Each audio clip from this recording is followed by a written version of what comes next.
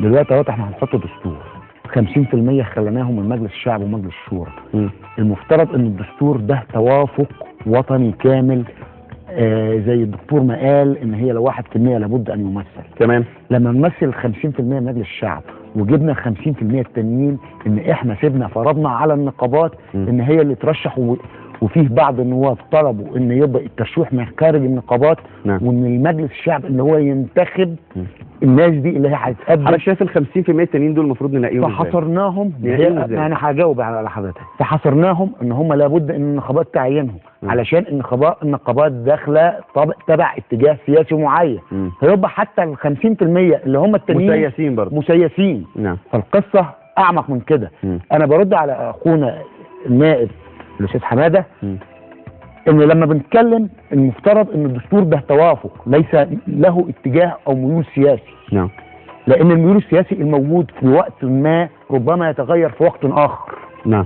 دلوقتي اهوت حضرتك احنا بنتكلم ان احنا موجودين سلطه قوه برلمانيه، فاحنا من مصلحه البرلمان ان هو يؤتي بحكومه برلمانيه حتى يكون له السلطان عليه. صحيح. طيب يبقى انا كده حصرت واضع الدستور في مأزق، يبقى انا كده اخدته لصالح القوى البرلمانيه او الاغلبيه اللي هي الموجوده او الاتجاه البرلماني الموجود اللي هو تحالف. يبقى انا افترض ان واضع الدستور والرؤيه الوطنيه ان كانت مجتمعيه ان هي عاوزه اتجاه سياسي. يبقى احنا خدناها من رئاسي لبرلماني. يبقى احنا فرضنا رؤيه البرلمان او نواب البرلمان او الموجودين او المسيسين في البرلمان رؤيه على الشارع والشعب المصري كله رؤيتنا الخاصه.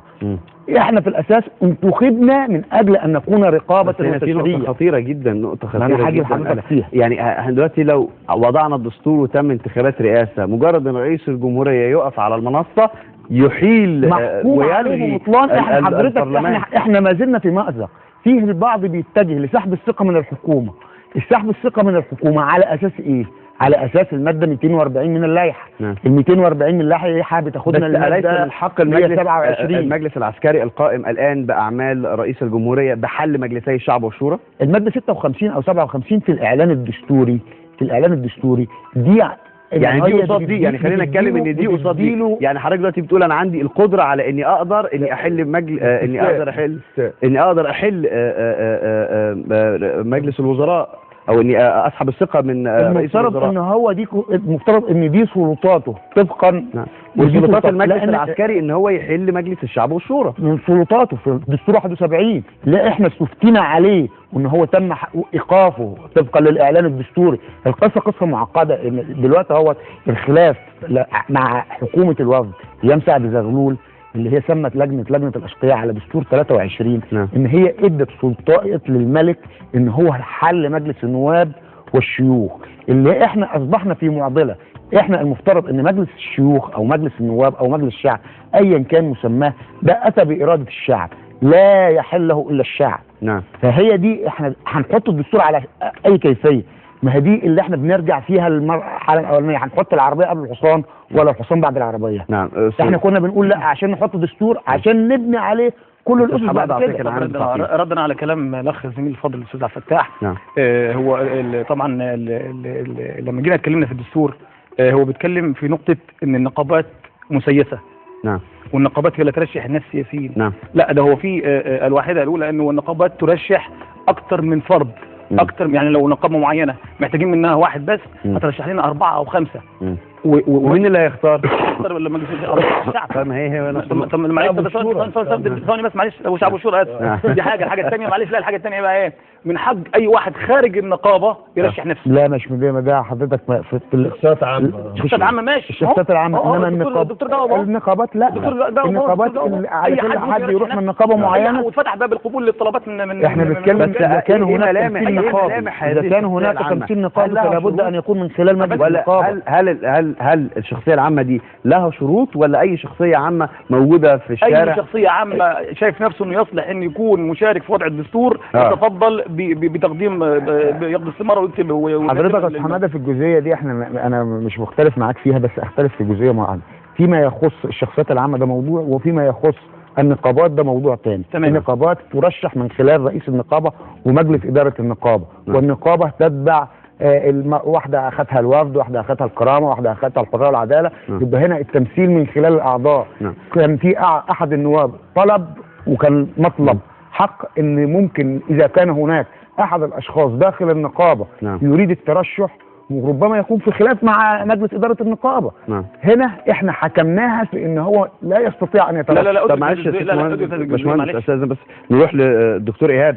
دكتور ايهاب، راي حضرتك ايه يعني ال 50 يعني حتى ده احنا ال 50% اللي من بره مش عارفين هيجوا ازاي؟ لا هو دلوقتي احنا كنا طارحين وكانت عده قوى سياسيه وعده جهات طرحه قواعد، يعني تقول مثلا النقابات كنا قايلين 15 واحد من النقابات، وهو في 25 نقابة أساسية، 15 ده عدد معقول.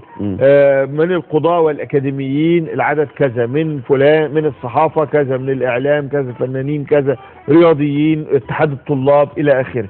دلوقتي الحكاية بقت عامة جدا، يعني من يحدد الشخصية العامة هو مجلسي الشعب والشورى، اللي هو احنا يعني. من يحدد ده أغلبية طبعا. من يمثل النقابات مجلسي الشعب والشورى، يعني هو اللي يحدد. احنا كنا بنقول مثلا النقيب او النقابه تقول ترشح حد، فدلوقتي انت ممكن اي واحد معدي في الشارع. احنا عندنا كام نقابه؟ احنا عندنا كام نقابه في مصر؟ 24 نقابه قائمه كبيره. تمام، يعني 4 مهنيه غير النقابات العماليه. 24 عماليه والمهنيه. طيب يبقى احنا لو جبنا ال 24 لوحدهم يبقى 28. لو جبنا ال 24 لوحدهم ادي بقى نص.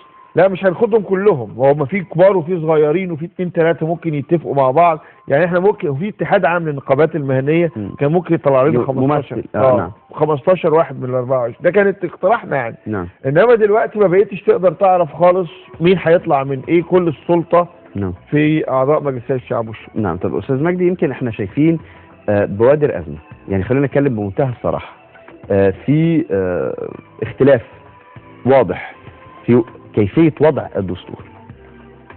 طيب هل لو الموضوع فضل ماشي على كده، على هذا النهج، بعد وضع الدستور هنشوف طاعون بتطلع وفي ناس غير قابلة او غير راضية عن هذا الدستور؟ لا الأكيد ان هيطلع في ناس غير كانوا مش راضيين دلوقتي قبل وضع الدستور، والأكيد انه بعد الدستور. بس هو يعني دعنا نكون متفائلين، اللي هيوضع الدستور مش مجلس الشعب ولا مجلس الشورى، انما اللي هيوضع اللجنه التاسيسيه ولجنه الماء. صحيح منهم 50 من داخل مجلس الشعب والشورى، وال50 الاخرى ننتظر نشوف ايه اللي هيحصل، هيجوا منين؟ هل هيجوا برضه من تيارات سياسيه تابعه؟ نعم. وده التخوف اللي موجود عند الكثير من الناس، يتبعوا نفس يعني. ودعنا صراحه في معظم النقابات في تيارات سياسية بعينها هي اللي قصدك الاخوان. الاخوان. طيب انا معلش، انا خلينا نتكلم بقى بمنتهى الصراحه. هل ال 50 اللي من داخل البرلمان دول برضه هيتم التعامل معاهم بنسبه الاغلبيه، بمعنى انا اخوان واخد عدد كذا في المية من المقاعد، فليا عدد كذا في المية من ال50؟ هو ما اتقالش، بس هو انا يعني انا مش عايز احجر على الوضع هيتم ازاي. نعم. احنا انما الرؤيه في الرؤيه انها هتتم في احد الكلام اللي اتقال في لما كنا قاعدين في اللجنه العامه، انه اتقال انه حسب الاوزان النسبيه، ده كان مقترحات. هو صراحة تمت المداولات بشفافية شديدة وكل الناس قالت آرائها. بس هل الأوزان النسبية ليها دعوة بالدستور؟ يعني لا خالص. نتكلم بمنطقية. هو مفترض ان معيار الكفاءة في المجتمع ان كله يمثل، ويعني اللي حط، يعني انا ما اعرفش هل ده متعمد في الاعلان الدستوري ان يتقال ان مجلس الشعب والشورى هو اللي يختار، وهو برضو اللخبطة اللي حصلت من الاول من البداية.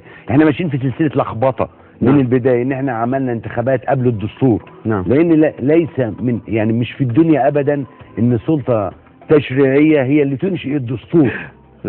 يعني بقى في حاجات كده مش منطقية. احنا خلينا لحظة من فضلك بس، لانه احنا دخلنا في حدوتة الانتخابات، والانتخابات اولا مفترض الدستور هو اللي يحدد لي شكل الدولة، شكل صحيح، يحدد لي كل حاجة، يحدد لي الحياة، مسار الحياة، توجهنا، هويتنا. يعني يمكن انا كان معايا بعض المرشحين للرئاسة على الهاتف، قلت لهم لو الدستور طلع وقال ان مصر اصبحت دولة برلمانية، هل هتظل متمسك بمنصب الرئاسة؟ منهم ما يعتذر.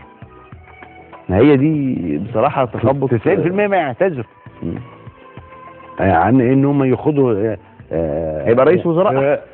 لا ما هو رئيس الوزراء هو اللي بيحكم فعليا في الدولة البرلمانية، لأن رئيس شرفي اللي هيجي في الدولة مجرد تشريفات بس. يعني يعني كثيرين، احنا عندنا مرشح اللي هو حمدين صباحي قال انا ما ينفعش ابقى تشريفاتي يعني.